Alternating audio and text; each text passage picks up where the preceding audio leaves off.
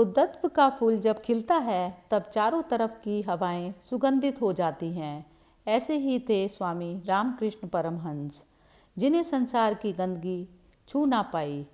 यह बहुत पढ़े लिखे नहीं थे, इसीलिए इनके ज्ञान का प्रचार प्रसार इनके शिष्य स्वामी विवेकानंद ने किया।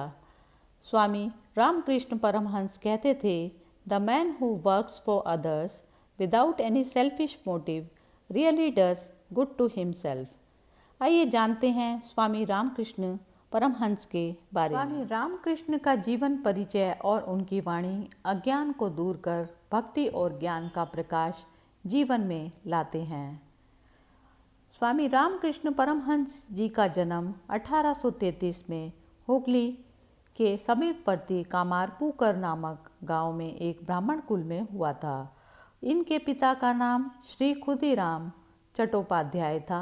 खुदीराम जी के 3 पुत्र थे, जिनमें हमारे चरित नायक गदाधर सबसे छोटे थे। ईश्वरीय अवतारों के सदृश उनके जन्म विषय में भी कई प्रकार की कहानियाँ सुनने को मिलती हैं।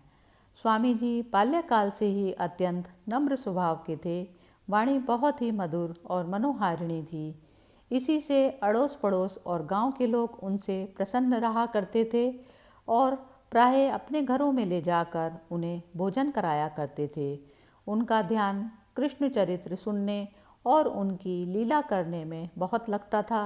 देव पूजा में तो ऐसी श्रद्धा थी कि वह पार्थिव पूजन किया करते थे और कभी कभी भक्ति भाव में तन्मय होकर अचेत हो जाते थे। आसपास के अतिथिशाला में जाकर और बाहर से आए हुए लोगों की सेवा किया करते थे। 16 वर्ष की अवस्था में स्वामी जी का यज्ञ उपवीत हुआ। तब से वह पढ़ने के लिए पाठशाला में गए। चित्त पढ़ने में बिल्कुल भी ना लगता था। संस्कृत पाठशाला में पंडितों के व्यर्थ के नित्य वाद विवाद सुनकर वह घबरा गए और एक दिन अपने भाई से कहा कि मेरा दिल पढ़ाई में नहीं लगता, ये सब शिक्षा मुझे पसंद नहीं। इस प्रकार उन्होंने बिल्कुल अपनी पढ़ाई छोड़ दी। रामकृष्ण परमहंस जी का चित्त पूजा में ही लगता था। काली देवी के मंदिर के पुजारी बना दिए गए। वह अनन्य भक्ति के साथ काली माँ की पूजा करने लगे।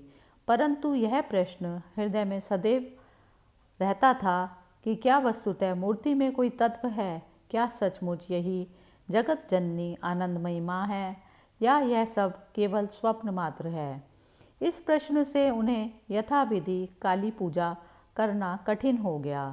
कभी भोग ही लगाते रह जाते, कभी घंटों आरती ही करते रह जाते, कभी सब कार्य छोड़कर रोया ही करते और कहा करते, माँ मुझे अब दर्शन दो, दया करो, देखो जीवन का एक दिन और बेकार चला गया। क्या दर्शन नहीं दोगी? क्या दर्शन नहीं दोगी? अंत में हालत इतनी बिगड़ गई कि उन्हें पूजा त्यागनी ही पड़ी। परमहंस जी अपनी धुन में मस्त हो गए। दिन रात उन्हें काली का दर्शन और ध्यान ही रहने लगा। उन्होंने 12 वर्ष की कठिन तपस्या की, जिसमें खाना पीना सोना छोड़कर एकटक ही ध्यान में बैठे रहे। इस समय स्वामी जी का भतीजा कभी कभी जबरन उन्हें 2-4 ग्रास भोजन के करा देता। 12 वर्ष की कठोर तपस्या के पश्चात उन्होंने अपूर्व शांति प्राप्त की। कंचन भाव को दूर करने के लिए स्वामी जी एक हाथ में रुपया और अशर्फी तथा दूसरे में मिट्टी लेकर कहते थे, ए मन, जिस पर विक्टोरिया की छाप लगी है, यह वह वस्तु है जिससे मनुष्य भांति भांति के पदार्थ भोगता है। इसमें बड़े आलीशान मकान बनाने की शक्ति है, परंतु ज्ञान, सच्चा आनंद या ब्रह्म को प्राप्त करने में यह कदापि सहायता नहीं कर सकती। फिर दूसरे हाथ की ओर देख कर कहते, देख यह मिट्टी है, यह वह वस्तु है जिससे खाद्य पदार्थ उत्पन्न होते हैं, जिसके द्वारा बड़े बड़े मकान बनते हैं, बड़ी बड़ी मूर्तियाँ बनती हैं। ए मन, ये दोनों ही जड़ पदार्थ हैं, समान हैं, तू इन्हें लेकर क्या करेगा? तू तो सच्चिदानंद में लीन होने की चेष्टा कर। ऐसा कहते हुए रुपया, अशर्फी और मिट्टी तीनों को एक में मिलाकर गंगा जी में फेंक देते। रामकृष्ण परमहंस ने अपना ज़्यादातर जीवन एक परम भक्त की तरह बिताया। वह काली के भक्त थे। उनके लिए काली कोई देवी नहीं थी। वह एक जीवित हकीकत थी। काली उनके सामने नाचती थी, उनके हाथों से खाती थी और उनके बुलाने पर आती थी और उन्हें आनंद विभोर छोड़ जाती थी। यह वास्तव में होता था। यह घटना वाकई होती थी। उन्हें कोई मतिभ्रम नहीं था। वह वाकई काली को खाना खिलाते थे। रामकृष्ण परमहंस की चेतना इतनी ठोस थी कि वह जिस रूप की इच्छा करते थे वह उनके लिए एक हकीकत बन जाती थी। इस स्थिति में होना किसी भी इंसान के लिए बहुत ही सुखद होता है। रामकृष्ण का शरीर, मन और भावनाएं परमानंद से सरोबोर थे, मगर उनका अस्तित्व इस परमानंद से परे जाने के लिए बेकरार था। उनके अंदर कहीं ना कहीं एक जागरूकता थी कि यह परमानंद अपने आप में एक बंधन है। एक दिन रामकृष्ण परमहंस हुगली नदी के तट पर बैठे थे जब एक महान और दुर्लभ योगी तोतापुरी उसी रास्ते से निकले। तोतापुरी जैसे योगी हमारे देश में बहुत कम हुए हैं। तोतापुरी ने देखा स्वामी रामकृष्ण में इतनी तीव्रता और संभावना है कि परम ज्ञान प्राप्त कर सकते हैं, मगर समस्या यह थी कि वह सिर्फ अपनी भक्ति में डूबे थे। तोतापुरी रामकृष्ण परमहंस के पास आए और उन्हें समझाने की कोशिश की कि आप सिर्फ अपनी भक्ति में ही इतने लीन हैं, आपके अंदर इतनी क्षमता है कि चरम को छू सकते हैं। रामकृष्ण परमहंस बोले, मैं सिर्फ काली को चाहता हूँ, बस। वह एक बच्चे की तरह थे जो सिर्फ अपनी माँ को चाहता था। इससे बहस करना संभव नहीं था। यह बिल्कुल भिन्न अवस्था होती है। रामकृष्ण परमहंस काली को समर्पित थे और उनकी दिलचस्पी सिर्फ काली माँ में थी। जब वह उनके भीतर प्रबल होती तो वह आनंद भी विभोर हो जाते और नाचना गाना शुरू कर देते। जब वह थोड़े मंद होते तो काली से उनका संपर्क टूट जाता तो वह किसी शिशु की तरह रोना शुरू कर देते। वह ऐसे ही थे। इसीलिए तोतापुरी जिस परम ज्ञान की बात कर रहे थे उन सब में उनकी कोई दिलचस्पी नहीं थी। तोतापुरी ने कई तरीके से उन्हें समझाने की कोशिश की, मगर स्वामी रामकृष्ण ने समझने के लिए तैयार नहीं हुए। साथ ही वह तोतापुरी के सामने बैठना भी चाहते थे, क्योंकि तोतापुरी की मौजूदगी ही ऐसी थी जो अपनी तरफ खींचती थी। तोतापुरी ने देखा कि रामकृष्ण इस तरह अपनी भक्ति में लगे हैं। फिर वह बोले, यह बहुत आसान है। फिलहाल आप अपनी भावनाओं को शक्तिशाली बना रहे हैं, अपने शरीर को समर्थ बना रहे हैं, अपने भीतर के रसायन को शक्तिशाली बना रहे हैं, लेकिन आप अपनी जागरूकता को शक्ति नहीं दे रहे। आपके पास जरूरी ऊर्जा है, मगर आपको सिर्फ अपनी जागरूकता को सक्षम करना है। रामकृष्ण परमहंस मान गए और बोले, ठीक है, मैं अपनी जागरूकता को शक्तिशाली बनाऊंगा और अपनी पूरी जागरूकता में बैठूंगा। मगर जिस पल उन्हें काली के दर्शन होते वह फिर से प्रेम और परमानंद की बेकाबू अवस्था में पहुंच जाते। वह चाहे कितनी भी बार बैठते, काली को देखते ही उड़ने लगते। फिर तोतापुरी जी बोले, अगली बार जब भी काली देखें आपको एक तलवार लेकर उन्हें टुकड़े करने हैं। रामकृष्ण जी ने पूछा, मुझे तलवार कहाँ से मिलेगी? तोतापुरी ने जवाब दिया, वहीं से जहाँ से ये आप काली को लेकर आते हैं। अगर आप एक पूरी काली बनाने में समर्थ हैं तो आप तलवार क्यों नहीं बना सकते? आप ऐसा कर सकते हैं। अगर आप एक देवी बना सकते हैं तो उसे काटने के लिए तलवार क्यों नहीं बना सकते? तैयार हो जाइए। रामकृष्ण परमहंस जी बैठे, मगर जैसे ही काली आई वह परमानंद में डूब गए और तलवार जागरूकता के बारे में सब कुछ भूल गए। फिर तोतापुरी जी ने उनसे कहा, इस बार जैसे ही काली आएगी, उन्होंने शीशे का एक टुकड़ा उठाते हुए कहा, शीशे के इस टुकड़े से मैं आपको वहाँ पर काटूंगा जहाँ पर आप फंसे हैं। जब मैं उस जगह को काटूंगा तब आप तलवार तैयार करके काली को काट दीजिएगा। रामकृष्ण फिर से बैठे और ठीक जिस समय रामकृष्ण परमहंस डूबने ही वाले थे तब काली के दर्शन हुए। उसी समय तोतापुरी ने शीशे के उस टुकड़े से रामकृष्ण परमहंस के माथे पर एक गहरा चीरा लगा दिया। उसी समय रामकृष्ण ने अपनी कल्पना में तलवार बनाई और काली के टुकड़े कर दिए। इस तरह वह माँ और माँ से मिलने वाले परमानंद से मुक्त हो गए। अब वह वास्तव में एक परमहंस और पूर्ण ज्ञानी बन गए। उस समय तक वह एक प्रेमी भक्त थे। उस देवी माँ के बालक थे जिन्हें उन्होंने खुद उत्पन्न किया था। स्वामी रामकृष्ण परमहंस ने 9 प्रकार की भक्ति की, जिसे नवदा भक्ति भी कहते हैं। श्रवण, कीर्तन, स्मरण, पाद सेवन, अर्चन, वंदन, दास्य भाव, साख्य भाव और आत्मनिवेदन। स्वामी जी ने पृथक पृथक प्रत्येक प्रकार की साधना करके पूर्ण भक्ति प्राप्त की।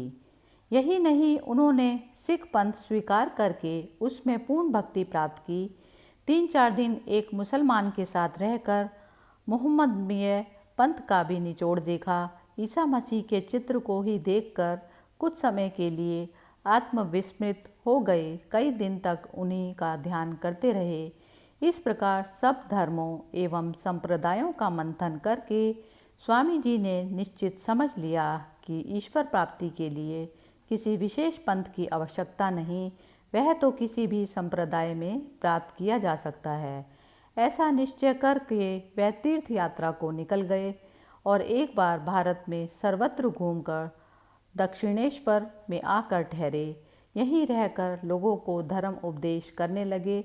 लोग बड़ी बड़ी दूर से धर्म उपदेश करने के लिए आया करते थे, जिनमें बड़े बड़े विद्वान, धर्मनिष्ठ, धनवान आदि सभी श्रेणी के पुरुष थे।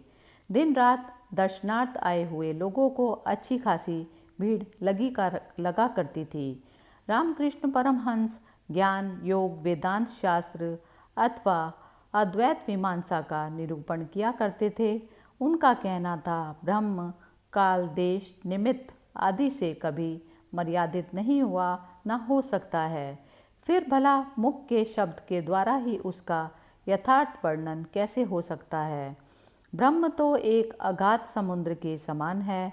वह निरूपादित, विकारहीन और मर्यादातीत है।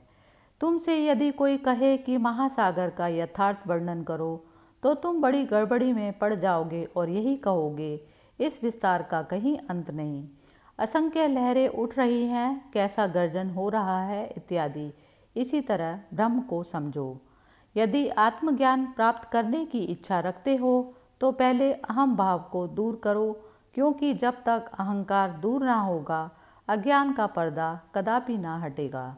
तपस्या, सत्संग, स्वाध्याय आदि साधनों से अहंकार को दूर करना, आत्मज्ञान प्राप्त करना, ब्रह्म को पहचानना।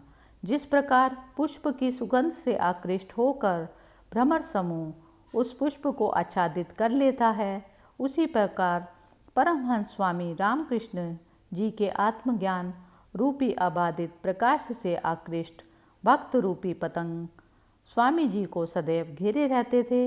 वे सदैव सबको धर्म उपदेश रूपी वचना अमृत से तृप्त करते थे। स्वतः तो हर समय ब्रह्मलीन ही रहते थे। एक दिन श्री रामकृष्ण परमहंस के गले में कुछ पीड़ा होने लगी। धीरे धीरे उन्होंने अंडमाला का रूप धारण कर लिया। डॉक्टर वैद्यों ने औषध उपचार में कभी कोई कमी नहीं रखी, पर स्वामी जी तो समझ चुके थे कि अब उन्हें इस संसार से जाना है। 3 मास बीमार रहे, पर बराबर उत्साहपूर्वक पूर्ववत धर्म उपदेश करते रहे। एक दिन अपने एक भक्त से पूछा, आज श्रावणी पूर्णिमा है, तिथि पत्र में लिखो। भक्त ने देखकर कहा, हाँ। बस स्वामी जी समाधि मग्न हो गए और प्रतिपदा को प्रातःकाल यही लीला समाप्त कर दी। घर घर यह दुखद समाचार फैल गया। बात की बात में सहस्त्रों नर नारी एकत्रित हो गए। शरीर पंच तत्व में मिला दिया गया। स्वामी जी सदैव शांत और प्रसन्न मुख रहा करते थे। उन्हें उदास और क्रोध करते हुए तो कभी नहीं देखा गया। उनमें अद्भुत आकर्षण शक्ति थी। मनुष्य उनके उपदेश से एकदम प्रभान्वित हो के जाते थे। दूसरों की शंकाएं वे छू मंतर की तरह बात ही बात में ख़त्म कर देते थे। प्रत्येक बात के समझाने में वे अनेक उदाहरण देते थे, जिससे मनुष्य के हृदय पर उनकी पूरी तरह छाप छूट जाती थी। स्वामी विवेकानंद रामकृष्ण परमहंस जी के ही प्रधान शिष्य थे। आरंभ में वे रामकृष्ण परमहंस से बहुत तर्क वितर्क किया करते थे, किंतु धीरे धीरे गुरु की संगति में उन्हें आध्यात्मिक सत्यों की स्पष्ट अनुभूति होने लगी। साथ ही साथ श्री रामकृष्ण परमहंस के प्रति उनकी श्रद्धा और गुरु भक्ति भी बढ़ती चली गई। स्वामी विवेकानंद सदैव कहा करते थे कि उनमें जो भी गुण और ज्ञान है वे उनके गुरु का है, जो भी कमी है वह खुद उनकी स्वयं की है।